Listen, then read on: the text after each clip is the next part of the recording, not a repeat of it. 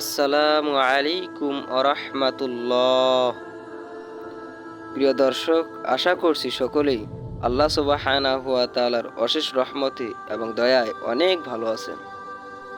আপনি কি জানেন পৃথিবীতে কয়টি কাজ ফিতরাতের অন্তর্ভুক্ত? যদি জানতে চান তাহলে ভিডিওটি শেষ পর্যন্ত দেখার জন্য অনুরোধ রইল।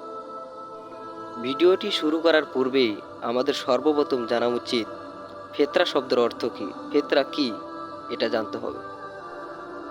যদি আপনি ফিতরা শব্দের প্রকৃত অর্থ নেই, তাহলে ফিতরা শব্দের অর্থ আসবে প্রকৃত, মেজাজ, স্বভাব, আবিষ্কার করা, উদ্ভাবন করা এবং রমজান মাসের ফিতরা। তবে আমরা ফিতরা শব্দের স্বভাব অর্থ নিয়েই এই ভিডিওতে প্রমাণ করব আসলে ফিতরা কি। তো চলুন হাদিসের আলোকে ফিতরা কি এটা জেনে নিই।